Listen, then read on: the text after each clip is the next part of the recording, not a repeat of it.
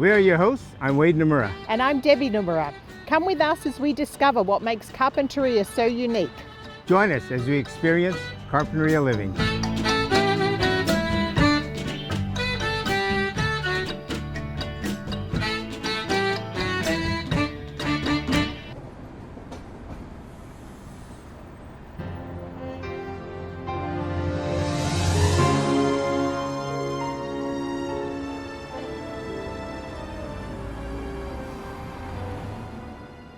How long have you been the chair?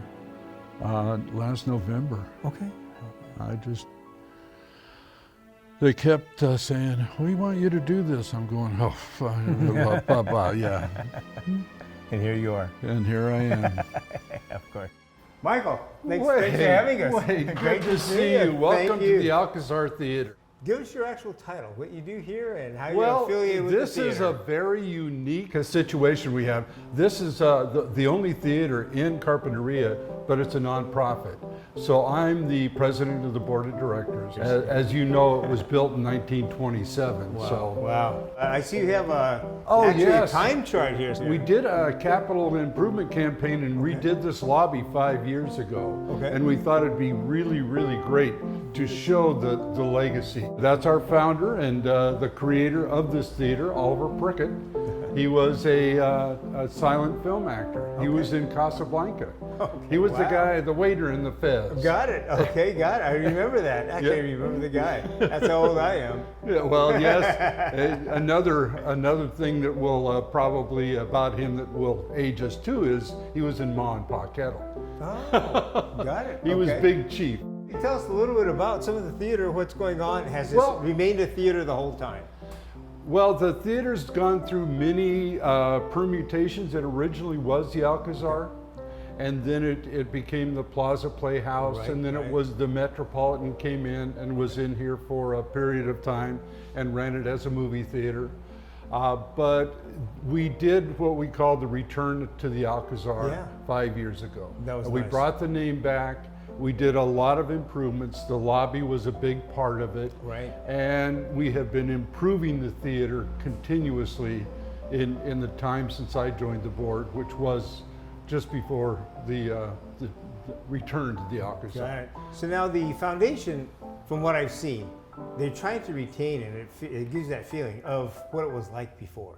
Is that something that's been a focus intentionally, or something that just happens? Well, it's been very intentional. We want to be an entertainment hub and for the community. We want to give the community the ability to see both local and regional and national talent, whether it be music, whether it be live theater.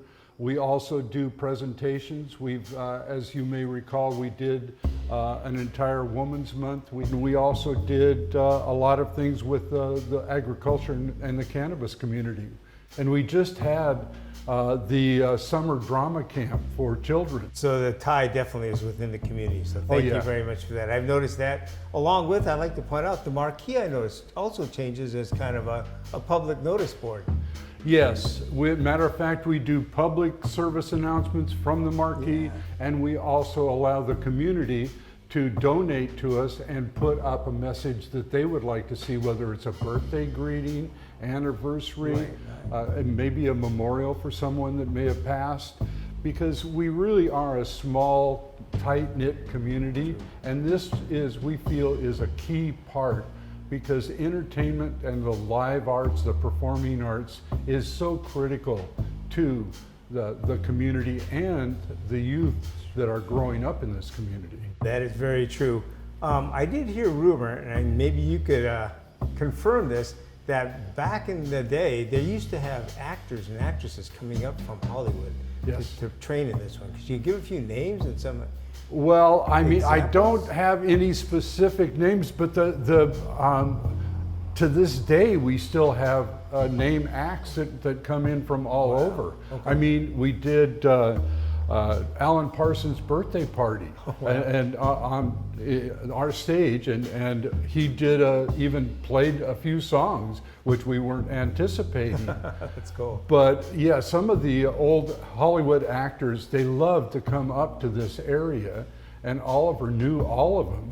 So he brought him in, and there's even telegrams congratulating him and wishing him success. That's neat. And another thing, we had Kenny Loggins had the Right, theater for over a month. He took August of last year and he rehearsed for an upcoming concert tour. Wow, that's amazing. And then they shot a whole TV series episode in our theater. Wow, that's great.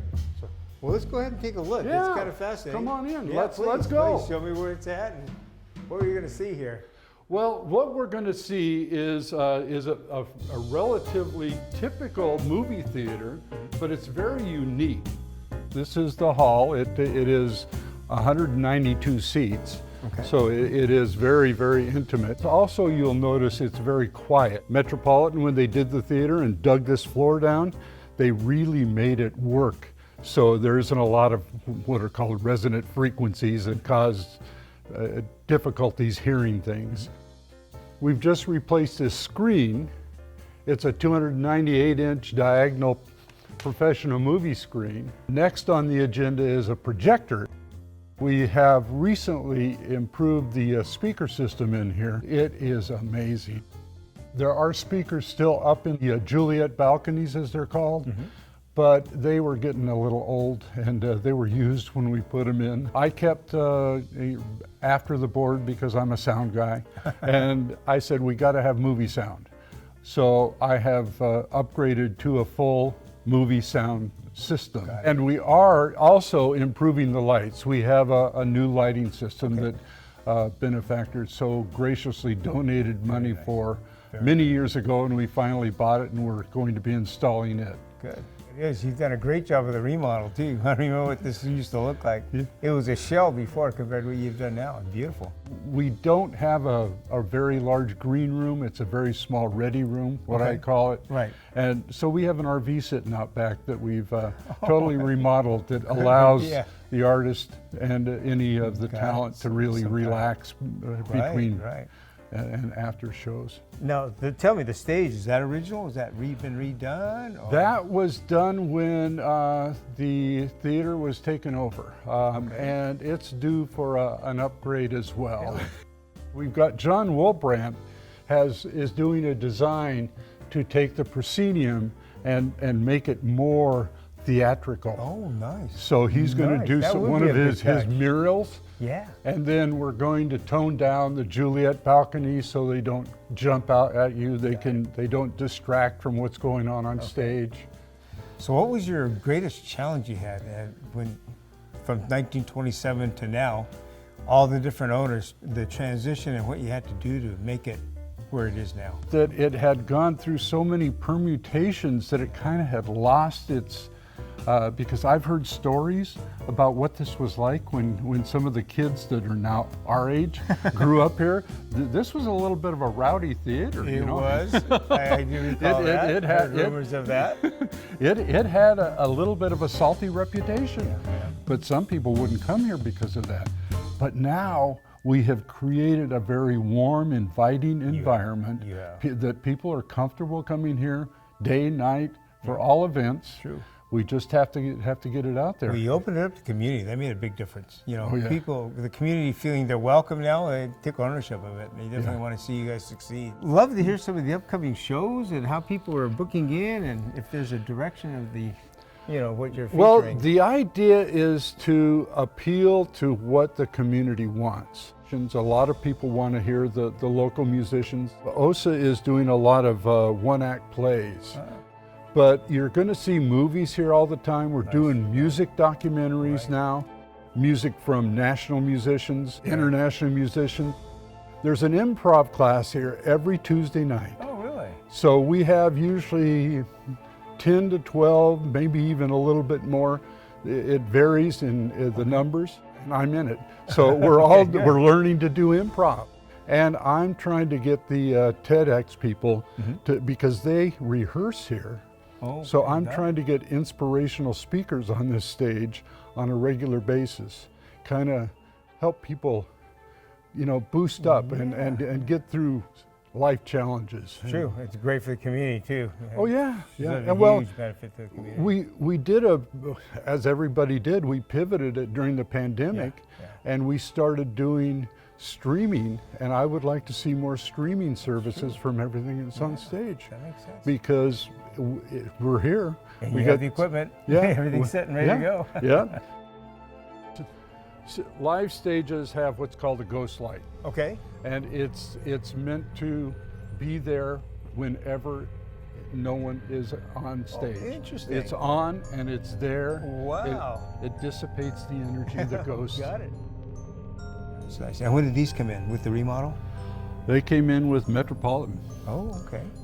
They're the ones that brought these in. I think it's going to be on our list to do a little bit of refresh on those at some point. It beats the church pews we had in there for a little while. Oh my gosh. With the forward slope. This is nice. I guess they even, at one time, there was even a couch upstairs in the balcony area, and that was kind of like the private Somebody told me suite. that. Yeah, I did hear about that one. Never been up there, but that's an interesting one. Yeah.